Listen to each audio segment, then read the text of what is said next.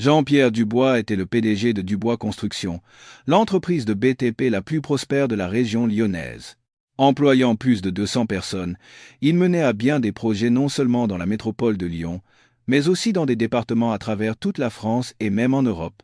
Ses mains calleuses racontaient l'histoire d'un homme parti de rien, un ancien ouvrier journalier devenu un magnat de l'immobilier, pesant plusieurs dizaines de millions d'euros.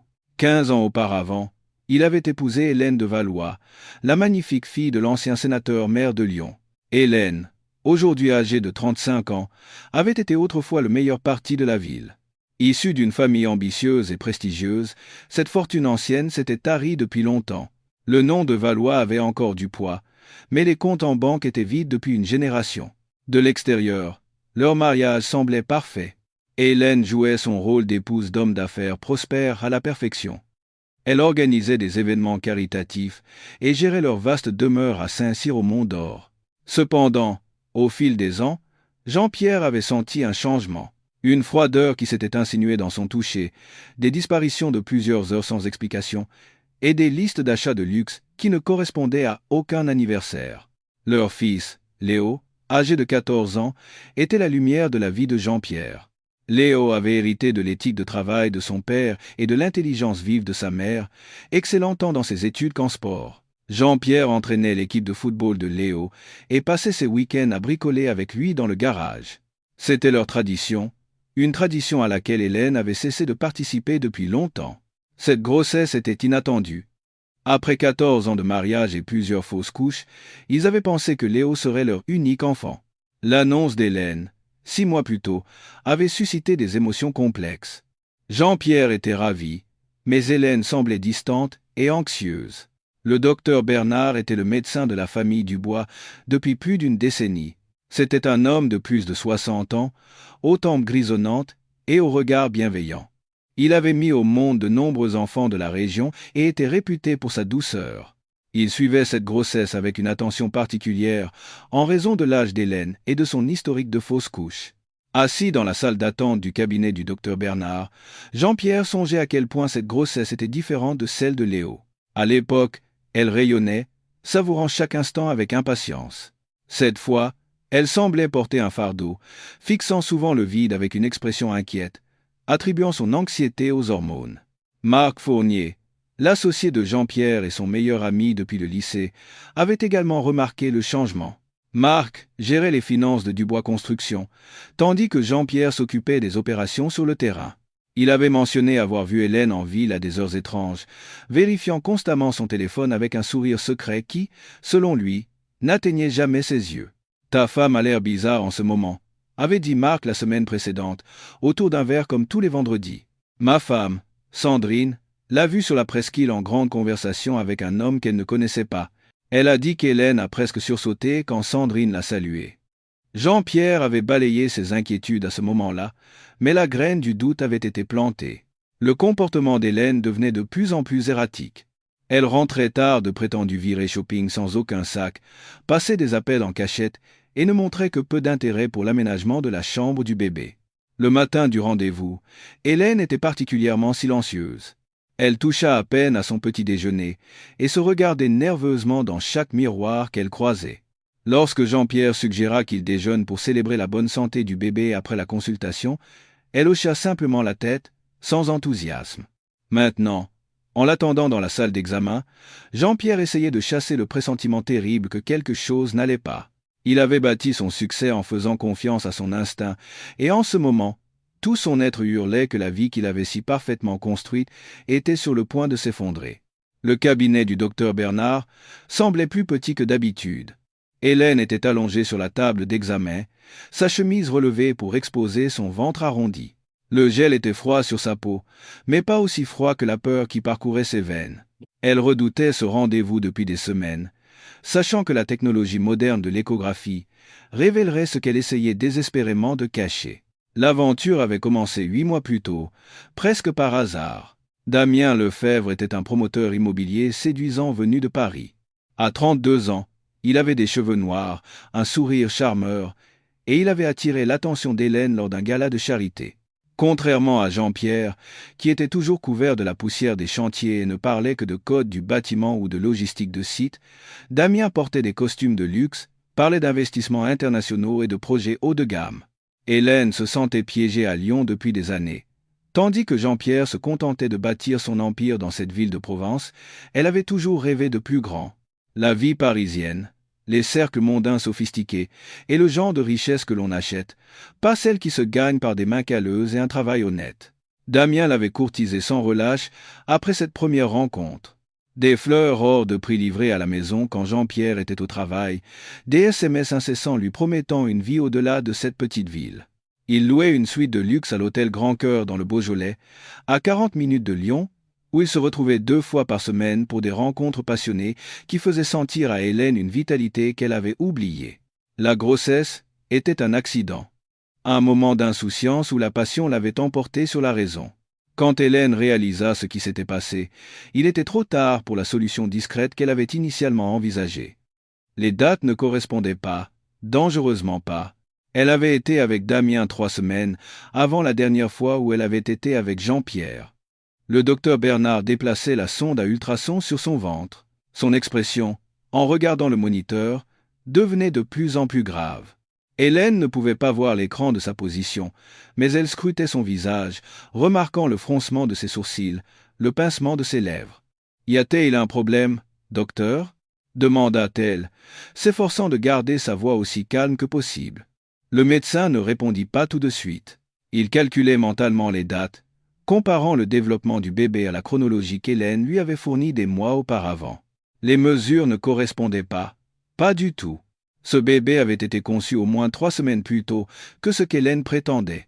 En 40 ans de pratique, le docteur Bernard avait déjà vu cette situation. Les silences gênés, les épouses anxieuses et les maris confiants assis dans la salle d'attente avec des sourires impatients. Mais jamais cela n'avait impliqué des gens qu'il connaissait depuis des décennies, des gens dont la vie était sur le point d'être brisée par ce que l'échographie révélait. Pendant ce temps, dans la salle d'attente, Jean-Pierre parcourait ses emails professionnels. Dubois Construction était en lice pour un projet de complexe hôtelier de luxe qui les consacrerait comme le premier constructeur de la région. L'ironie de construire le même type d'établissement où sa femme le trahissait lui échappait. Marc venait de lui envoyer un SMS au sujet d'un investisseur potentiel pour leur prochain grand projet, un certain Damien Lefebvre qui posait des questions sur Dubois Construction. Jean-Pierre se fit une note mentale de se renseigner plus tard, toujours désireux d'étendre son réseau. Léo serait à l'école, pensant probablement au petit frère ou à la petite sœur qui l'attendait avec tant d'impatience. Il avait déjà commencé à transformer la chambre d'amis en nurserie, peignant des personnages de dessins animés sur les murs avec la méticulosité qu'il appliquait à tout ce qu'il faisait. Jean-Pierre sourit en pensant à l'enthousiasme de son fils, ignorant que son monde était sur le point de voler en éclats en même temps que le sien. Le docteur Bernard posa finalement la sonde et se tourna vers Hélène avec un regard grave. « Madame Dubois, nous devons parler de la chronologie de votre grossesse. D'après le développement du bébé, la conception a eu lieu il y a environ 26 semaines, et non 23 comme nous l'avions initialement calculé. » Le visage d'Hélène devint livide. 3 semaines. L'écart qui allait détruire tout ce qu'elle avait construit en 15 ans de mariage.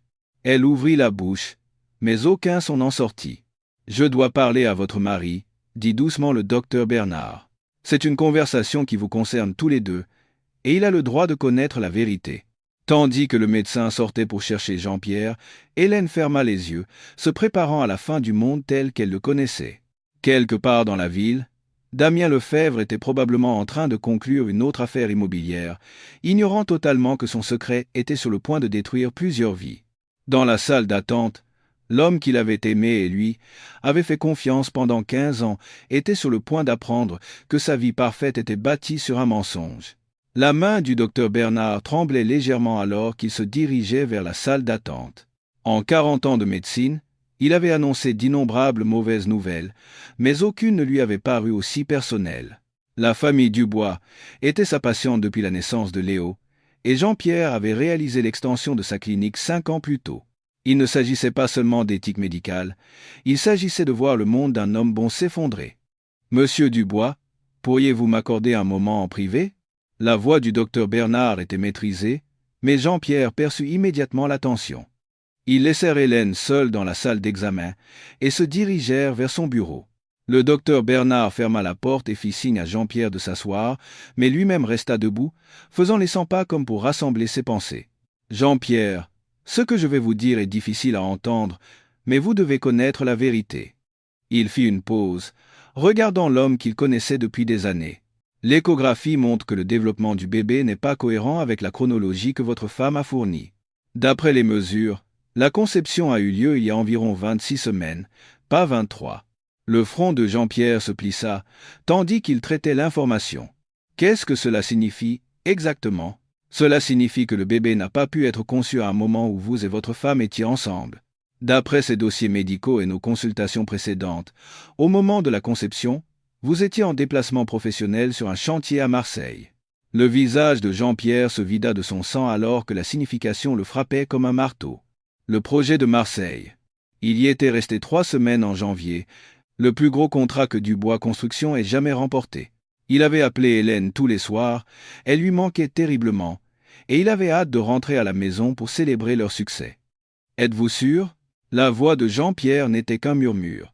Le docteur Bernard hocha la tête solennellement. « J'ai vérifié les mesures 3 fois. Il n'y a aucun doute sur la chronologie. » Jean-Pierre se leva lentement. Les 6 derniers mois défilèrent dans son esprit, le comportement étrange d'Hélène. Les appels secrets, la distance entre eux. Tout prenait maintenant un sens terrible. Il pensa à Léo, probablement en cours de maths à ce moment-là, excité à l'idée d'être un grand frère pour un enfant qui n'était même pas le sien. « Que dois-je faire maintenant ?»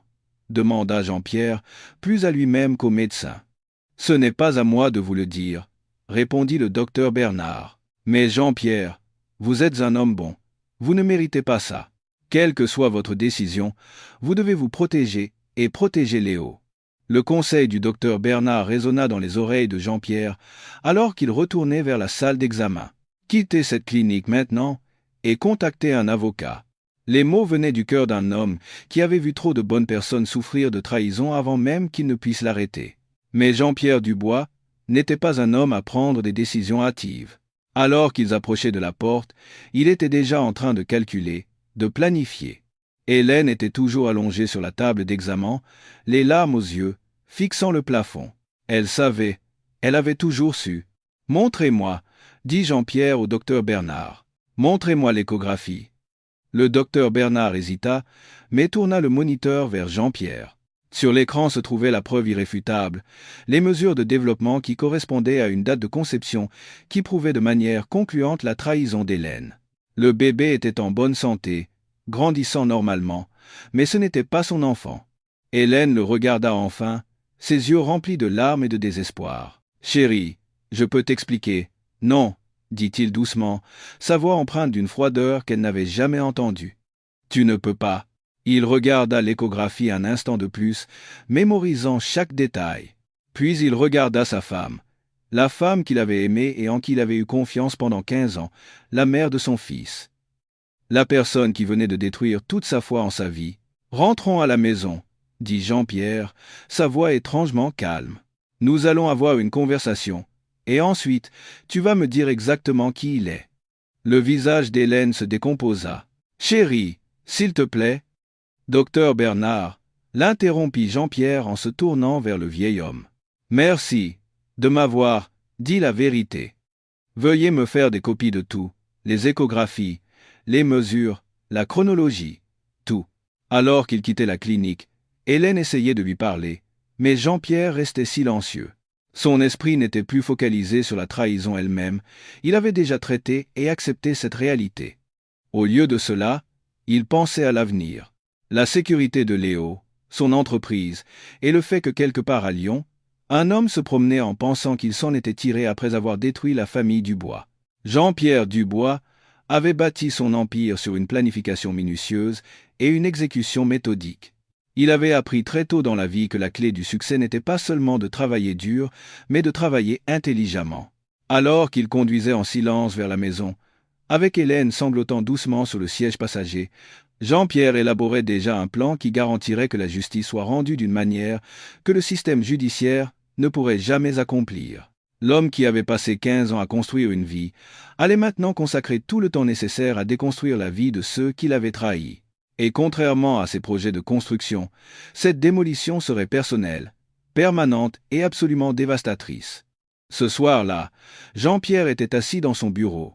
La pièce était remplie de plaques et de photographies relatant 15 ans de succès professionnel et de souvenirs de famille qui ressemblaient maintenant à un mensonge élaboré. Hélène s'était retirée dans leur chambre, prétextant une migraine, tandis que Léo faisait ses devoirs dans sa chambre, heureusement inconscient que son monde avait basculé. Jean-Pierre ouvrit son ordinateur portable et commença à faire ce qu'il faisait de mieux, des recherches méthodiques et de la planification. Sa première recherche fut Damien Lefebvre. Il ne fallut pas longtemps pour trouver des informations sur le nouveau prédateur de Lyon. La société de Damien, Lefebvre Développement, avait un site web sophistiqué, vantant des propriétés de luxe dans tout le Sud-Est. Damien était mis en avant comme le PDG charismatique qui transformait les rêves en réalité grâce à des développements immobiliers visionnaires. C'était un bel homme, d'une manière soignée que Jean-Pierre détesta instantanément. Dents blanches et costume cher. Le genre d'homme qui n'avait probablement jamais travaillé honnêtement de sa vie. Le profil LinkedIn de Damien confirmait sa présence au gala de charité où il avait probablement rencontré Hélène, et ses réseaux sociaux dépeignaient un homme qui se délectait de l'attention et du luxe. En creusant plus profondément, Jean-Pierre découvrit que Damien Lefebvre était marié à Isabelle Martin, une avocate de premier plan à Paris. Ils avaient des filles jumelles de 10 ans et vivaient dans un luxueux appartement en duplex dans le 16e arrondissement. L'ironie que cet homme détruisait plusieurs familles simultanément n'échappa pas à Jean-Pierre. La semaine suivante, Jean-Pierre maintint sa routine habituelle tout en rassemblant secrètement des informations. Il dit à Marc qu'Hélène avait besoin de repos en raison de complications liées à sa grossesse, ce qui expliquait son absence des événements sociaux et la propre distraction de Jean-Pierre. Marc, toujours loyal, prit en charge le surplus de travail sans poser de questions. Jean-Pierre engagea un détective privé, un ancien gendarme nommé Lambert, spécialisé dans les affaires d'infidélité. Lambert était discret, minutieux et exactement ce dont Jean-Pierre avait besoin. En 3 jours, Lambert documenta les rendez-vous hebdomadaires d'Hélène et de Damien à l'hôtel Grand Cœur, avec photos et relevés horaires, brossant un tableau de tromperie calculé. Les preuves étaient irréfutables. Hélène utilisait l'argent de leur compte joint pour payer les chambres d'hôtel. Elle disait à Jean-Pierre qu'elle allait faire du shopping ou rendre visite à sa sœur dans une ville voisine, mais en réalité, elle se livrait à des ébats dans une suite de luxe, à 40 minutes de là, avec un homme qui trompait sa propre famille avec la même rigueur. Mais Jean-Pierre voulait plus que la simple preuve de l'infidélité. Il voulait comprendre toute l'étendue de la trahison et s'assurer que sa réponse serait complète et permanente. Grâce aux enquêtes de Lambert, il apprit que Damien prévoyait de divorcer de sa femme et d'emmener Hélène à Paris pour commencer une nouvelle vie avec son enfant et le règlement du divorce d'Hélène. Ce plan révéla la trahison totale d'Hélène. Elle n'avait pas simplement une liaison. Elle prévoyait de démanteler leur famille et de prendre la moitié de tout ce que Jean-Pierre avait construit pour financer une nouvelle vie avec l'enfant d'un autre homme. La profondeur de la tromperie était vertigineuse. Léo, ignorant tout, continuait à décorer la chambre du bébé, impatient d'accueillir son petit frère. Observer l'enthousiasme innocent de son fils était une torture pour Jean-Pierre, mais cela renforçait aussi sa détermination. Léo méritait mieux qu'une mère capable de mentir si complètement et un beau-père tout aussi malhonnête. Pendant cette période d'enquête, Hélène devint de plus en plus nerveuse. Elle sentait la distance émotionnelle de Jean-Pierre, mais semblait croire qu'elle pouvait maintenir la mascarade. Elle eut même l'audace de demander à Jean-Pierre son avis sur les couleurs de peinture pour la chambre du bébé, jouant le rôle de l'épouse dévouée, tout en continuant à voir Damien 2 fois par semaine. Jean-Pierre la regardait jouer cette comédie sophistiquée, et tout respect qu'il avait pour sa femme s'évapora. La femme qu'il avait aimée s'était révélée être une manipulatrice accomplie, capable de le regarder droit dans les yeux et de mentir sans hésitation. C'était une facette d'Hélène que Jean-Pierre n'avait jamais vue, et elle le dégoûtait plus que l'infidélité elle-même. Un vendredi soir, exactement une semaine après la révélation de l'échographie, Jean-Pierre prit sa décision. Il n'allait pas encore confronter Hélène. Cela ne ferait que la rendre, elle et Damien, plus prudents, ou les pousserait à fuir. Au lieu de cela, il mettrait en œuvre un plan qui exposerait publiquement leur trahison, tout en s'assurant qu'ils paieraient un prix bien au-delà d'un simple règlement de divorce. Assis dans son bureau, examinant le dernier rapport de Lambert, Jean-Pierre ressentit une émotion qu'il n'avait pas éprouvée depuis la construction de sa première maison. La satisfaction d'un projet parfaitement planifié sur le point de se concrétiser.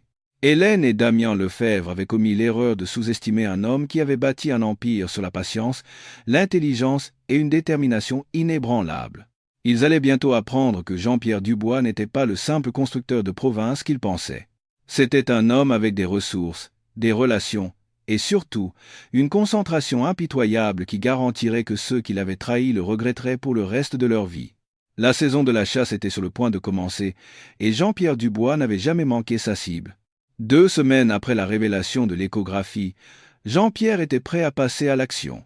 Il avait méticuleusement planifié chaque étape avec la même attention aux détails qui avait fait de Dubois Construction la première entreprise de BTP de la région. Mais cette fois, au lieu de créer quelque chose, il se préparait à démanteler systématiquement la vie de ceux qui l'avaient trahi. Au cœur du plan de Jean-Pierre se trouvaient les informations que Lambert avait découvertes sur les pratiques commerciales de Damien Lefebvre. Lefebvre, développement était surendetté, avec de multiples projets dépendant de la confiance des investisseurs. Plus important encore, Damien contournait les réglementations environnementales et les normes de sécurité, des violations qui, si elles étaient correctement documentées et signalées, pourraient entraîner des poursuites pénales. Le premier geste de Jean-Pierre fut stratégique et apparemment anodin. Il organisa une réunion d'affaires avec Damien, sous le prétexte de discuter d'un partenariat potentiel. La réputation de Dubois Construction dans la région en faisait un partenaire attrayant pour tout promoteur, et Damien accepta volontiers de le rencontrer. Ils se rencontrèrent dans un club de golf exclusif près de Lyon, un endroit où Jean-Pierre, en tant que membre fondateur, avait une influence considérable. Damien arriva dans sa BMW, vêtu d'un costume de marque, qui coûtait probablement plus que ce que la plupart des gens gagnent en un mois. L'homme suintait l'arrogance, croyant clairement qu'il était sur le point de conclure un contrat lucratif avec un simple entrepreneur local. « Monsieur Dubois, j'ai entendu des choses incroyables sur votre entreprise, » dit Damien en tendant la main, avec un sourire répété. « Je pense que nous pourrions faire de grandes choses ensemble. » Jean-Pierre lui serra la main, sentant la paume douce d'un homme qui n'avait jamais tenu un marteau, ni gagné une honnête callosité de sa vie. « Je suis toujours intéressé à travailler avec des promoteurs ambitieux. Parlez-moi de vos projets en cours. » Au cours du déjeuner, Damien se lança dans une description enthousiaste de ses divers développements, révélant négligemment des détails sur des mesures de réduction des coûts et des contournements réglementaires que Jean-Pierre enregistra mentalement. L'homme était si confiant dans sa propre intelligence qu'il avouait en fait de multiples violations sans s'en rendre compte. Parfois, il faut être créatif avec la réglementation, dit Damien avec un clin d'œil complice. Une évaluation d'impact environnemental peut être interprétée de manière assez flexible si vous connaissez les bonnes personnes. Jean-Pierre hocha la tête pensivement, tout en enregistrant secrètement la conversation sur son téléphone. Très intéressant. J'aimerais voir certains de vos sites en personne. Ils prirent rendez-vous pour la semaine suivante, afin que Jean-Pierre visite 3 des projets actuels de Damien.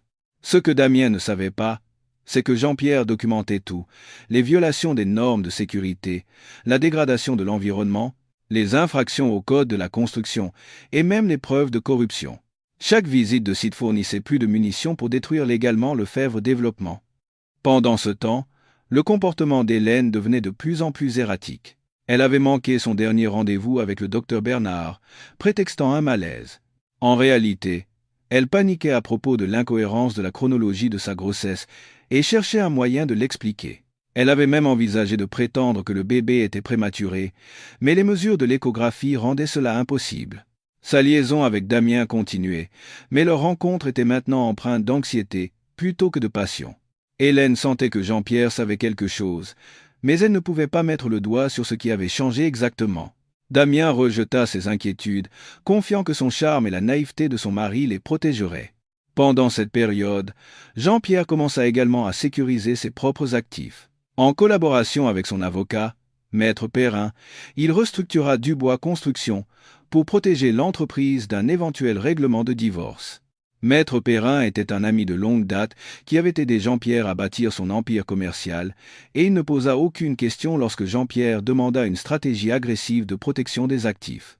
Monsieur Dubois, si vous êtes préoccupé par une éventuelle responsabilité légale, nous pouvons créer une structure d'entreprise plus complexe, suggéra Maître Perrin lors d'une de leurs réunions. Faites-le, répondit Jean-Pierre.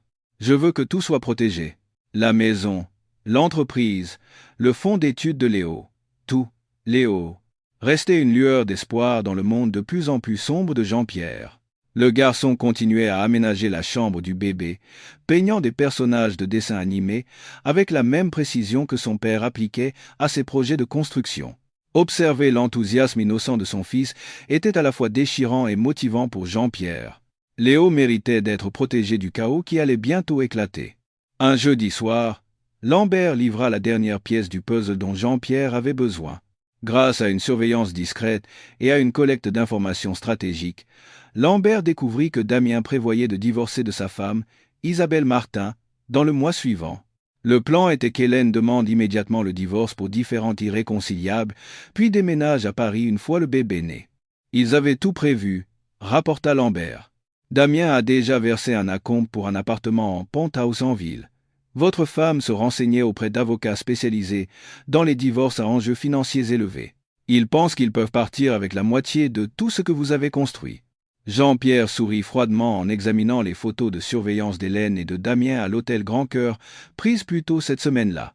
Ils vont bientôt apprendre que certains plans ne survivent pas au contact avec la réalité. Cette nuit-là, alors qu'Hélène dormait à côté de lui, Jean-Pierre finalisa sa stratégie. Il allait révéler l'affaire d'une manière qui infligeait un maximum de dégâts aux deux traîtres, tout en le protégeant, lui et Léo. Le timing était crucial. Il devait coordonner plusieurs éléments mobiles pour s'assurer que ni Hélène ni Damien ne pourraient échapper aux conséquences de leurs actes. L'étape 1 avait été la reconnaissance. L'étape 2, la collecte de preuves et la protection des actifs. L'étape 3, qui commencerait le lundi suivant, était la guerre totale. Et Jean-Pierre Dubois n'avait jamais perdu une guerre de son choix. Le lundi matin était anormalement doux pour un mois d'octobre, comme si le cosmos lui-même conspirait pour ce jour de destruction parfaite. Jean-Pierre se leva avant l'aube, comme il l'avait fait chaque matin au cours des 3 dernières semaines. Mais aujourd'hui était différent. Aujourd'hui, la phase de planification était terminée et la phase d'exécution commençait. À 7 heures du matin, alors qu'Hélène dormait encore et que Léo se préparait pour l'école, Jean-Pierre passa son premier appel. Il contacta le ministère de la Transition écologique, signalant les violations documentées sur les chantiers de Damien Lefebvre. Les preuves étaient exhaustives. Photos, conversations enregistrées et documentation sur le déversement illégal de déchets et les violations des normes de sécurité qui mettaient en danger à la fois les travailleurs et le public. Son deuxième appel fut pour la Direction générale des finances publiques. Damien s'était vanté de stratégies fiscales qui frôlaient la fraude, et Jean-Pierre avait soigneusement documenté chaque détail. Le fisc prenait très au sérieux de tels signalements, surtout lorsqu'ils étaient accompagnés de preuves substantielles. Le troisième appel fut pour Isabelle Martin, la femme de Damien, qui ne se doutait de rien. Jean-Pierre avait hésité sur cette décision, mais il avait finalement conclu qu'elle méritait de connaître la vérité sur la double vie de son mari. « Madame Martin, mon nom est Jean-Pierre Dubois. J'ai des informations concernant votre mari que vous devez connaître. Seriez-vous disponible pour un café ce matin ?» La voix d'Isabelle était prudente mais intriguée. « Je ne vois pas de quoi il peut s'agir, monsieur Dubois. Votre mari a une liaison avec ma femme et il prévoit de quitter leurs familles respectives. Je dispose d'un dossier complet de preuves et j'ai pensé que vous devriez le voir avant de prendre des décisions concernant votre avenir. » Le silence à l'autre bout du fil dura près de 30 secondes avant qu'Isabelle ne reprenne la parole. Quel genre de dossier ? Ils convinrent de se retrouver dans un café près du cabinet d'avocat d'Isabelle. Jean-Pierre apporta des copies de tout, les photos de surveillance, les reçus d'hôtel, les SMS que Lambert avait obtenus par divers moyens, et même l'échographie qui prouvait qu'Hélène était enceinte de l'enfant de Damien. Isabelle Martin était une femme impressionnante, intelligente, posée, bien que visiblement ébranlée par les preuves, déterminée à gérer la situation avec professionnalisme. En tant qu'avocate spécialisée en droit de la famille, elle comprit immédiatement les implications. C'est exhaustif, dit-elle en examinant les documents. Vous avez pratiquement constitué un dossier parfait contre eux deux. C'était mon intention, répondit Jean-Pierre. Votre mari prévoyait de vous quitter pour ma femme. Il pensait pouvoir utiliser la moitié de tout ce que j'ai construit pour financer leur nouvelle vie. Le regard d'Isabelle se durcit. Pas s'il se fait poursuivre en justice en premier. Je documente le comportement suspect de Damien depuis des mois. Avec leurs preuves combinées, ils passèrent l'heure suivante à coordonner leur stratégie. Isabelle demanderait le divorce cet après-midi même, demandant la garde exclusive de leur fille et un audit complet de toutes les transactions commerciales de Damien. Son réseau dans le monde juridique garantirait que le processus soit rapide et agressif. Pendant ce temps, Hélène était au cabinet du docteur Bernard pour le rendez-vous de suivi qu'elle ne pouvait plus éviter. Le médecin avait insisté pour la voir après qu'elle ait manqué son rendez-vous la semaine précédente. Elle était assise nerveusement dans la salle d'attente, ignorant que son monde avait déjà commencé à s'effondrer. Dans l'après-midi, Jean-Pierre rentra chez lui et trouva Hélène dans la cuisine, préparant le déjeuner avec un air anxieux. Elle leva les yeux quand il entra, essayant de forcer un sourire qui n'atteignit pas ses yeux. « Comment s'est passée ta matinée » demanda-t-elle d'une voix artificiellement enjouée. « Productive » répondit Jean-Pierre en posant sa mallette sur le comptoir. « Il faut qu'on parle. » Quelque chose dans le ton de sa voix figea Hélène. Elle redoutait cette conversation depuis des semaines, mais elle avait espéré pouvoir maintenir la mascarade jusqu'à la naissance du bébé et l'exécution de son plan d'évasion avec Damien. « De quoi » demanda-t-elle, tout en sachant déjà. Jean-Pierre ouvrit sa mallette et sortit un dossier en carton. Il étala son contenu sur la table de la cuisine, les photos de surveillance, les reçus d'hôtel, les images de l'échographie et la preuve documentée de l'infidélité d'Hélène. Les preuves étaient accablantes, irréfutables. Le visage d'Hélène devint livide alors qu'elle fixait les photos d'elle et de Damien à l'hôtel Grand Cœur. « Chérie, je peux t'expliquer. »« Non, » dit-il doucement. « Tu ne peux pas.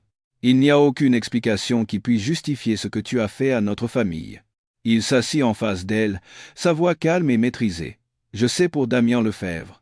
Je sais pour vos rendez-vous hebdomadaires à l'hôtel Grand Cœur.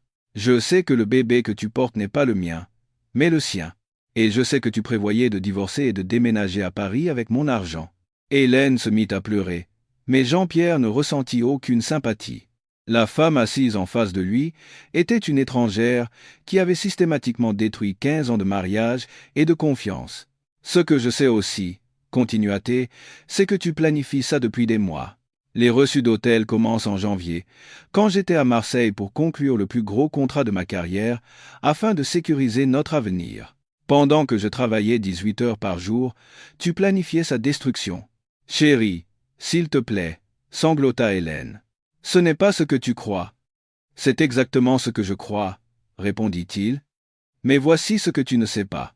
Depuis ce matin, Damien Lefebvre fait face à une enquête fédérale pour violation des lois environnementales, à une enquête du fisc pour fraude, et à une procédure de divorce de la part de sa femme qui dispose de toutes les preuves de son infidélité. Son entreprise sera détruite, ses actifs gelés, et sa réputation ruinée. Les pleurs d'Hélène s'arrêtèrent brusquement alors que la signification de ces mots la frappait. « Qu'as-tu fait ? J'ai protégé ma famille, et je me suis assuré que ceux qui nous ont trahis paient le prix qu'ils méritent, » dit Jean-Pierre. « Damien ne pourra pas prendre soin de toi ou de ton enfant. Il aura de la chance s'il évite la prison. » Comme un signal, le téléphone d'Hélène vibra avec un SMS de Damien. « Urgence. Appelle-moi. » Tout s'effondre. Jean-Pierre regarda sa femme lire le message, observant le moment précis où elle réalisa que sa voie de sortie méticuleusement planifiée était complètement bloquée. L'homme pour qui elle avait trahi sa famille allait être un fardeau, pas un sauveur. « Fais tes valises, » dit Jean-Pierre en se levant. « Je veux que tu sois parti de cette maison avant que Léo ne rentre de l'école. Toute communication se fera désormais par l'intermédiaire de nos avocats. » Hélène le regarda, les yeux emplis de désespoir. « Et le bébé ? Et notre famille ? » « Ce n'est plus notre famille, » répondit Jean-Pierre. « Et cet enfant n'est pas le mien. Tu as fait tes choix, Hélène. Maintenant, tu vas devoir vivre avec les conséquences. » Alors qu'il se dirigeait vers son bureau pour passer un autre appel, Jean-Pierre ressentit une sensation de paix pour la première fois depuis des mois. Le plan était terminé. La vérité était révélée, et la justice suivait son cours. L'étape 3 avait commencé, et elle se déroulait exactement comme prévu. Dans les 24 heures qui suivirent la confrontation de Jean-Pierre, le réseau complexe de mensonges qui soutenait l'affaire d'Hélène et de Damien s'effondra comme un château de cartes. La rapidité et la minutie de l'effondrement dépassèrent même les attentes de Jean-Pierre, prouvant que les gens malhonnêtes ne limitent rarement leur tromperie à un seul domaine de leur vie. Damien Lefebvre reçut le premier coup le mardi matin. Des enquêteurs du parquet firent une descente dans ses bureaux avec un mandat de perquisition lié aux violations environnementales signalées par Jean-Pierre. Ils saisirent 3 ans de fichiers informatiques et de dossiers financiers. À midi, la nouvelle faisait la une du journal économique local. Un promoteur de premier plan fait l'objet d'une enquête pour violation des lois environnementales. Le deuxième coup arriva cet après-midi-là. Isabelle Martin déposa une demande de divorce avec une requête d'urgence pour geler les avoirs, citant l'adultère et la mauvaise gestion financière. Sa requête incluait les preuves de surveillance de Jean-Pierre, ainsi que des documents supplémentaires qu'elle avait rassemblés de son côté, dressant le portrait d'un homme qui avait systématiquement trompé à la fois sa famille et ses partenaires commerciaux.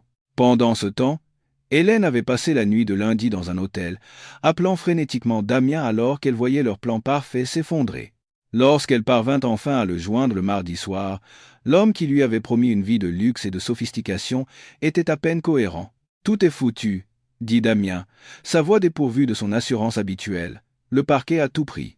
Isabelle a gelé tous nos comptes, et les investisseurs se retirent. Je ne sais pas comment tout cela a pu arriver si vite.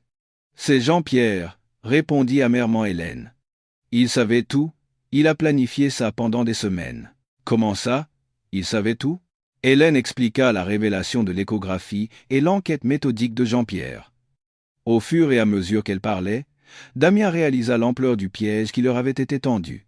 L'entrepreneur de Provence, qu'il avait pris pour une proie facile, avait orchestré leur ruine avec une précision qui aurait fait l'admiration d'un stratège militaire. « Nous devons trouver une solution, » dit Damien, mais sa voix manquait de conviction. « Il n'y a plus de nous, » l'interrompit Hélène. « Tu vas tout perdre, et je suis enceinte de ton enfant.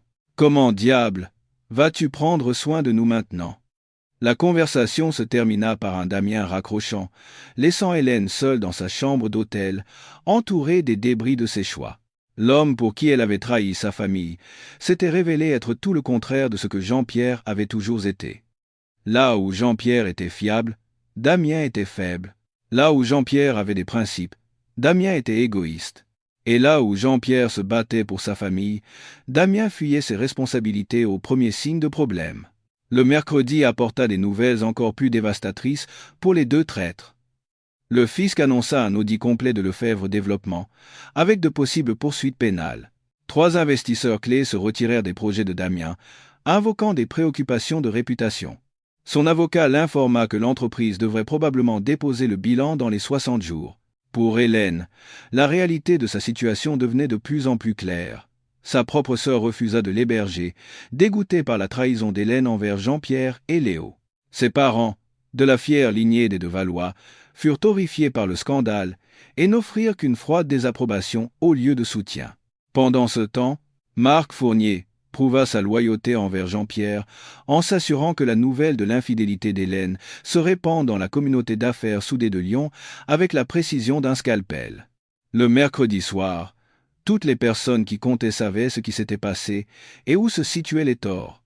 L'opinion publique était massivement en faveur de Jean-Pierre, méprisant la trahison d'Hélène. Léo prit la nouvelle avec une maturité qui démentait son âge, bien que Jean-Pierre puisse voir la douleur dans les yeux de son fils. « Maman ne rentre plus à la maison ?» demanda le garçon le mercredi soir, alors qu'il construisait une nouvelle bibliothèque dans le garage pour remplacer les décorations de la chambre de bébé que Léo avait lui-même retirées. « Non, » répondit franchement Jean-Pierre. « Mais ça va aller. On a toujours été une bonne équipe, toi et moi, et ça ne changera pas. Je suis désolé pour le bébé, » dit doucement Léo. « J'étais vraiment impatient d'être un grand frère. » Jean-Pierre posa ses outils et regarda son fils, la seule partie authentique et précieuse de son mariage. « Tu seras un grand frère formidable un jour, quand le moment sera venu. Ce n'est pas de ta faute, Léo. Rien de tout cela n'est de ta faute. » Le jeudi, le dernier domino de l'opération méticuleusement planifiée de Jean-Pierre tomba. Lambert fournit des preuves que Damien avait détourné des fonds de sa propre entreprise pour financer sa liaison avec Hélène. Les suites d'hôtels coûteuses, les cadeaux et même les virées shopping d'Hélène avaient été payés avec de l'argent volé à ses investisseurs et partenaires commerciaux. La preuve de détournement de fonds fut le dernier clou dans le cercueil professionnel de Damien. Quelques heures après sa transmission au parquet, un mandat d'arrêt fut émis. Il fut arrêté à son bureau le jeudi soir, menotté et emmené sous les flashs des caméras de télévision locales qui capturaient chaque moment de son humiliation. Hélène regarda l'arrestation à la télévision locale depuis sa chambre d'hôtel. Une main posée sur son ventre grossissant, elle réalisa toute l'ampleur du prix de ses choix. L'homme pour qui elle avait trahi sa famille n'était pas seulement infidèle et faible, mais un criminel qui l'avait utilisé, la rendant complice à son insu de ses manigances. Le vendredi soir, exactement une semaine après que Jean-Pierre ait confronté Hélène avec les preuves de sa trahison, il s'assit dans son bureau et passa en revue les résultats de son opération. Damien Lefebvre était en détention, faisant face à des accusations qui lui vaudraient probablement une décennie de prison. Son entreprise était en ruine, ses actifs saisis, et sa réputation détruite au-delà de toute réparation. Hélène était seule, enceinte, et confrontée à un divorce où elle ne recevrait qu'une part minimale des actifs, grâce à leur contrat de mariage et à la clause de faute qui annulait la plupart de ses protections financières. Sa famille lui avait tourné le dos. Ses amis l'avaient abandonnée, et l'homme pour qui elle avait trahi sa famille était en route pour la prison. Jean-Pierre ferma les dossiers sur son bureau, ressentant la satisfaction d'un travail bien fait. Le plan avait été méticuleux, l'exécution parfaite et les résultats complets. Ceux qui l'avaient trahi faisaient face à des conséquences proportionnelles à leurs actions. Lui et Léo, en revanche, étaient libres de reconstruire leur vie sur des fondations de vérité, pas de mensonges. L'étape 3 était terminée. Il était temps de commencer l'étape 4, construire quelque chose de meilleur sur les décombres de ce qui avait été détruit. 3 mois s'étaient écoulés depuis la révélation de l'échographie qui avait tout changé, et la région lyonnaise s'était installée dans une nouvelle normalité qui reflétait les conséquences des choix faits et de la justice rendue. L'hiver était arrivé tôt, couvrant la ville d'une couche de neige comme pour purifier l'air du scandale qui avait dominé les conversations locales tout l'automne. Damien Lefebvre purgeait une peine de 7 ans de prison pour détournement de fonds et crimes environnementaux. Les preuves fournies par Jean-Pierre avaient constitué le cœur du dossier de l'accusation, ne laissant aucune place à la négociation de peine. L'homme qui se pavanait autrefois en costume de luxe portait maintenant une combinaison orange, et il semblait avoir vieilli de 10 ans en 3 mois. Ses filles jumelles vivaient avec leur mère, qui avait réussi à obtenir la majorité de ses actifs restants, et avait déménagé dans une autre région pour échapper au scandale. Hélène avait donné naissance à une fille en décembre, qu'elle nomma Gaëlle. L'accouchement avait été difficile, tant physiquement qu'émotionnellement. Elle faisait face à la réalité de la maternité en solo, dans un petit appartement de l'autre côté de la ville, ne survivant que grâce aux allocations sociales et à la pension alimentaire minimale que le tribunal lui avait accordée, tenant compte de sa faute. L'ancienne fille du sénateur-maire travaillait maintenant à temps partiel dans une épicerie, joignant à peine les 2 bouts, tout en s'occupant d'un nouveau-né, dont le père serait en prison jusqu'à ce qu'elle soit en âge d'aller à l'école. L'ironie n'échappait à personne à Lyon. Hélène, qui rêvait d'une évasion vers le luxe et la sophistication, se retrouvait piégée dans le genre de pauvreté qu'elle avait toujours méprisé. Sa famille avait lentement recommencé à lui parler, mais la relation restait tendue et conditionnelle. Le nom de Valois, autrefois si prestigieux à Lyon, était maintenant associé au scandale et au mauvais jugement. Pendant ce temps, Jean-Pierre s'épanouissait d'une manière qui le surprenait lui-même. Le divorce fut finalisé en janvier, Hélène recevant beaucoup moins que ce à quoi elle s'attendait grâce au contrat de mariage et aux preuves de son infidélité. Dubois Construction avait remporté 2 contrats majeurs après le scandale, les clients admirant l'intégrité de Jean-Pierre et la dignité avec laquelle il avait géré sa crise personnelle. Léo s'était adapté à leur nouvelle vie avec une résilience remarquable. Le garçon avait d'abord lutté contre la colère envers sa mère, mais Jean-Pierre l'avait guidé avec soin, s'assurant que son fils puisse traiter la trahison sans qu'elle n'empoisonne sa vision de toutes les relations. Ils étaient devenus encore plus proches, passant leurs soirées à travailler ensemble sur des projets et leurs week-ends à explorer les sentiers de randonnée autour de Lyon. « Papa », dit Léo un samedi matin alors qu'il reconstruisait la terrasse derrière la maison, « tu penses que tu te remarieras un jour ?» Jean-Pierre arrêta de marteler et réfléchit à la question. Il était plus âgé et plus sage, mais pas aigri. La trahison lui avait appris la valeur de la prudence, mais elle n'avait pas détruit sa capacité à faire confiance, elle l'avait simplement rendu plus sélectif quant à ceux qui la méritaient. Peut être un jour, répondit-il honnêtement, mais pas avant que toi et moi n'ayons fini de construire notre nouvelle vie ensemble. On forme une assez bonne équipe, juste nous deux, tu ne trouves pas? Marc Fournier était devenu un ami encore plus proche à travers la crise.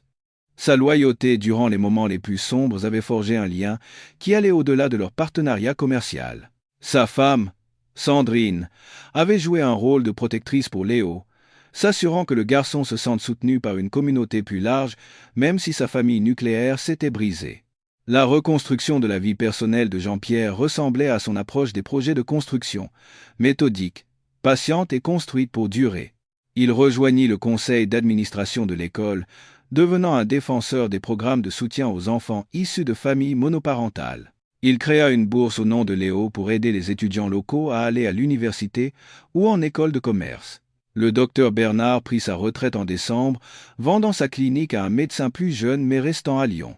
Il prenait parfois un café avec Jean-Pierre, et leur conversation portait souvent sur les défis éthiques de dire la vérité et sur la manière dont l'honnêteté pouvait, de manière inattendue, mener à la justice. « Vous avez fait ce qu'il fallait, » dit le vieux médecin lors d'une de leurs conversations. « Il a fallu du courage pour vous dire la vérité, mais si j'étais resté silencieux, cela aurait été pire pour tout le monde. Même pour Hélène. »« Oui, » répondit Jean-Pierre. Vivre un mensonge la détruisait, même si elle ne le voyait pas. La vérité lui a donné une chance de faire face à la réalité et, peut-être, de devenir une meilleure personne. Poussait amant d'eux. Au printemps, Hélène montrait effectivement des signes de croissance personnelle, bien qu'à un coût énorme. Les difficultés de la maternité en solo et les problèmes financiers l'avaient dépouillée du sentiment de supériorité et de la superficialité qui avaient caractérisé sa personnalité pendant des années. Elle travaillait dur à son poste, s'occupait de Gaël avec dévouement et avait commencé à suivre une thérapie pour comprendre comment elle en était arrivée à faire des choix aussi destructeurs. Elle croisait parfois Jean-Pierre en ville. Lyon était trop petite pour s'éviter complètement, mais leurs échanges étaient brefs et courtois. La colère s'était dissipée, remplacée par quelque chose qui ressemblait à de la pitié de son côté et à du regret du sien. Ils étaient passés au-delà de la haine et de la douleur pour atteindre un lieu de coexistence pacifique, vivant des vies entièrement séparées. Léo avait exprimé le désir de rencontrer sa demi-sœur, et après mûre réflexion, Jean-Pierre organisa une rencontre supervisée. Le garçon était curieux à propos de Gaël, mais il était clair que les choix d'Hélène avaient eu des conséquences permanentes sur leur relation. Il rendait visite, mais à distance, maintenant, une politesse humaine de base envers sa mère tout en restant loyal à son père. Alors que le printemps cédait la place à l'été, Jean-Pierre réfléchissait à l'année qui avait tout changé. La trahison avait d'abord semblé être la fin du monde, mais c'était en réalité la fin du mensonge qui empoisonnait lentement sa vie depuis des années. La vérité avait été destructrice, mais finalement libératrice, lui permettant de construire quelque chose d'authentique et de durable. Un soir, debout sur la terrasse qu'il avait reconstruite, regardant Léo s'entraîner au football dans le jardin, Jean-Pierre ressentit une émotion qu'il n'avait pas éprouvée depuis des années. Un contentement total, non pas avec la vie qu'il avait imaginée, mais avec la vie qu'il avait réellement. Les fondations étaient maintenant solides, construites sur la vérité, l'intégrité et le lien indestructible entre un père et un fils qui avaient traversé le pire ensemble et en étaient sortis plus forts. 2 ans après la révélation de l'échographie, la région lyonnaise avait pleinement absorbé les leçons du scandale Dubois, et la ville était allée de l'avant avec la sagesse collective que l'on acquiert en étant témoin d'une justice rendue de manière complète et équitable. L'histoire était devenue une sorte de légende locale, un récit édifiant sur les conséquences de la trahison et les récompenses de l'intégrité. Damien Lefebvre était toujours en prison, avec encore 5 ans à purger. Les rapports de son ex-femme, Isabelle Martin, indiquaient qu'il était devenu un détenu modèle, faisant enfin face à la réalité de ses actes et de leurs conséquences. Ses filles s'épanouissaient sous la garde de leur mère, ayant déménagé dans un endroit où elles pouvaient construire une nouvelle vie, libérées de l'héritage malhonnête de leur père. Hélène continuait son lent chemin vers la rédemption, une route difficile marquée par les conséquences de ses choix. Elle avait été promue chef de rayon adjointe à l'épicerie, une réussite modeste qui représentait un réel progrès dans la reconstruction de sa vie. Gaëlle était une petite fille de 2 ans, en bonne santé et heureuse, apportant des moments de joie dans la vie autrement difficile d'Hélène. La relation d'Hélène avec Léo s'était installée dans une routine courtoise mais distante. Le garçon, maintenant âgé de 16 ans et de plus en plus mature, rendait visite à sa mère de temps en temps, mais il était clair que sa principale loyauté restait envers son père. Il avait grandi pour incarner les meilleures qualités de Jean-Pierre, l'intégrité, le travail acharné et la loyauté, évitant l'amertume que l'on aurait pu attendre de quelqu'un ayant vécu un tel traumatisme familial à un si jeune âge. C'était son choix, papa, dit Léo à son père un soir, alors qu'ils discutaient de l'opportunité d'assister à la cérémonie de remise des diplômes d'Hélène pour un BTS en gestion. Je peux respecter le fait qu'elle essaie de se construire une vie meilleure, mais je n'oublierai pas ce qu'elle nous a fait subir. Ils assistèrent à la cérémonie, s'asseyant au fond et partant dès la fin. Hélène les aperçut de l'autre côté de l'auditorium et hocha la tête en signe de gratitude, comprenant que leur présence signifiait une sorte de clôture plutôt qu'une réconciliation. Elle était reconnaissante qu'ils aient été témoins de sa petite réussite, sachant que les dommages causés à leur relation ne seraient jamais entièrement réparés. Jean-Pierre avait retrouvé l'amour, bien qu'il l'ait abordé avec la délibération prudente qui caractérisait maintenant toutes ses décisions majeures. Sylvie Renaud était une veuve qui avait déménagé à Lyon pour se rapprocher de ses enfants adultes. Elle était gentille, intelligente et partageait les valeurs de Jean-Pierre d'honnêteté et de travail acharné. Leur relation s'était développée lentement sur 10 à 8 mois, tous deux comprenant l'importance de construire quelque chose d'authentique plutôt que de se précipiter. Léo approuvait Sylvie, appréciant son respect pour sa relation avec son père et sa compréhension qu'elle n'était pas là pour remplacer sa mère, mais pour ajouter quelque chose de positif à leur vie. Les trois formaient une unité familiale confortable, avançant vers l'avenir tout en respectant le passé. Dubois Construction avait connu une croissance spectaculaire, s'étendant à d'autres départements et employant plus de 400 personnes. La réputation d'intégrité de l'entreprise était devenue son plus grand atout, les clients les recherchant spécifiquement en raison du caractère de Jean-Pierre. Le scandale qui aurait pu le détruire était plutôt devenu un témoignage de ses principes et de son jugement. Marc Fournier était devenu un partenaire à part entière dans l'entreprise, leur amitié s'étant approfondie à travers l'épreuve qu'ils avaient traversée ensemble. La femme de Marc, Sandrine, avait tissé des liens étroits avec Sylvie, créant un cercle social qui soutenait les deux couples, tout en respectant leurs besoins et leurs limites respectives. Un chaud samedi soir de juin, exactement 3 ans après la révélation de l'échographie, Jean-Pierre se tenait sur la terrasse même qu'il avait reconstruite pendant les heures les plus sombres de sa vie, entouré des personnes qui avaient prouvé leur loyauté et leur valeur. Marc et Sandrine étaient là avec leurs enfants, Sylvie aidait Léo, qui se préparait pour sa dernière année de lycée.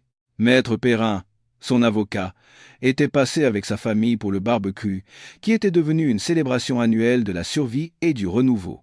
Alors que Jean-Pierre observait ce rassemblement de relations authentiques, bâties sur la vérité et le respect mutuel, il réfléchit au chemin qu'il avait mené à ce moment. La trahison qui l'avait presque détruit l'avait finalement sauvé d'une vie construite sur un mensonge. La douleur qui avait semblé insupportable avait conduit à une croissance et une sagesse qu'il n'aurait jamais pu atteindre autrement. « As-tu des regrets ?» demanda Sylvie, le rejoignant à la balustrade de la terrasse, alors que le soleil se couchait sur Lyon. Jean-Pierre considéra la question sérieusement, comme il le faisait avec toutes les questions sur les 3 dernières années. D'avoir fait trop confiance au début ? Non. De la manière dont il avait géré la situation une fois qu'il connaissait la vérité ? Non. Des conséquences qui en avaient découlé? Non. Il regarda de l'autre côté du jardin, où Léo montrait au plus jeune fils de Marc comment bien tenir une batte de baseball, le même enseignement patient que Jean-Pierre avait reçu de son propre père des décennies plus tôt. Le cycle d'influence positive s'était poursuivi, ininterrompu par la trahison qui avait menacé de contaminer tout ce qui était bon dans sa vie. Mon seul regret, continua Jean-Pierre, c'est qu'il ait fallu une crise pour me montrer la différence entre la vie que je pensais vouloir et celle dont j'avais réellement besoin. Mais même cela n'était pas une erreur. C'était une éducation. Hey! Alors que la soirée touchait à sa fin et que les amis partaient, Jean-Pierre ressentit un profond contentement, celui qui vient du fait d'avoir survécu au pire et d'avoir construit quelque chose de meilleur à partir des ruines. Hélène et Damien Lefebvre avaient payé le prix total de leur trahison, non pas par vengeance, mais par les conséquences naturelles de leur choix et la justice qui suit lorsque la vérité remplace le mensonge. La fondation était maintenant solide, construite sur le roc, pas sur le sable. Quoi que l'avenir lui réserve, Jean-Pierre savait qu'il y était préparé, entouré de personnes dont l'amour était vrai et la loyauté éprouvée. La justice avait été rendue, non par la haine ou l'amertume, mais par le simple fait de refuser de vivre un mensonge et d'insister sur le fait que les actions ont des conséquences. À Lyon, l'histoire de Jean-Pierre Dubois devint plus qu'une légende locale. C'était la preuve que l'intégrité, la patience et un jugement prudent pouvaient triompher de la tromperie, de la trahison et de l'égoïsme. L'homme qui avait tout perdu avait gagné quelque chose de bien plus précieux, une vie construite sur la vérité, entourée de personnes dignes de confiance, et ancrée dans la connaissance inébranlable d'avoir fait face au pire et d'en être sorti vainqueur. L'échographie qui avait révélé le mensonge avait finalement délivré une vérité qui les avait tous libérés. Et à la fin, cette vérité valait chaque moment de douleur qu'il avait fallu pour la découvrir.